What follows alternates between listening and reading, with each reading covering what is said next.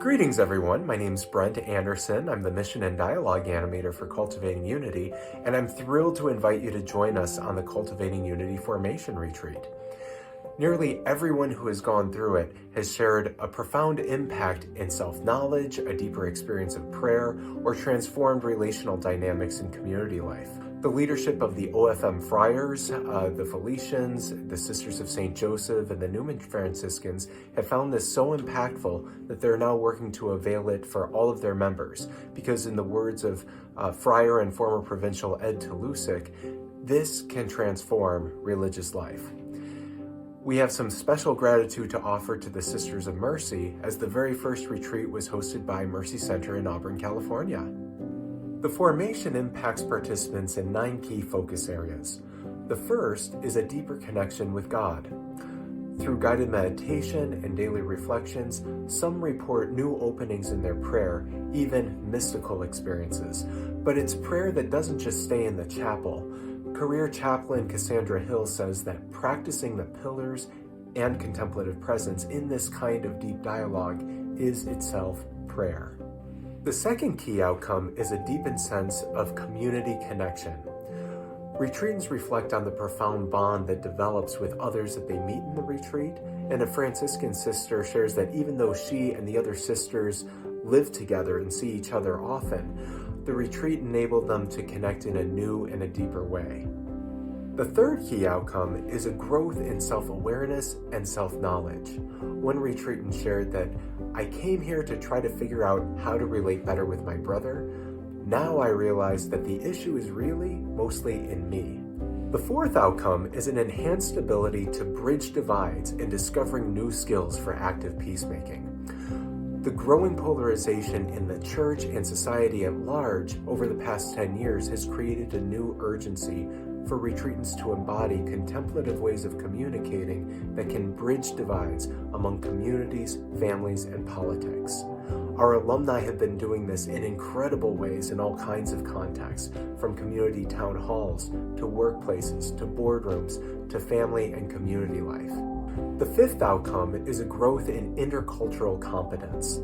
Participants report that they develop tools to better connect with people who have different cultural beliefs, assumptions, and communication styles. The sixth outcome is growth in contemplative presence and capacity for deep listening, which help people become more effective ministers in formal or informal ministerial roles. A hospital visitation minister recently shared with us that, "My visits with patients are so much deeper and more healing now. I wish I would have had this formation when I first started this ministry 30 years ago."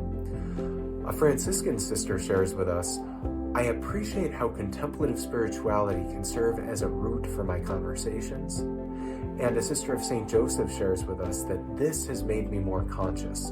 I now catch myself when I fall out of a listening presence. The seventh outcome is the unleashing of one's prophetic voice.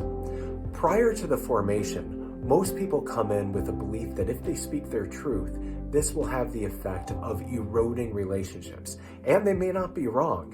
So they're thrilled to learn the research-informed practices that enable them to share their truth, even if unpopular, in ways that also maintain and even deepen their relationships. The eighth outcome is leadership development. We've had a number of CEOs, senior hospital and education leaders, nonprofit board chairs, heads of government departments who shared remarkable examples of how this has enhanced their leadership skill. So much so that they've contracted with us to bring these contemplative practices to the rest of their leadership teams. Some religious congregations have found this to be a powerful spiritual and practical preparation for general chapter meetings, and also helpful for laying the foundation for synodal conversations. And our final outcome is transformation and healing in strained relationships.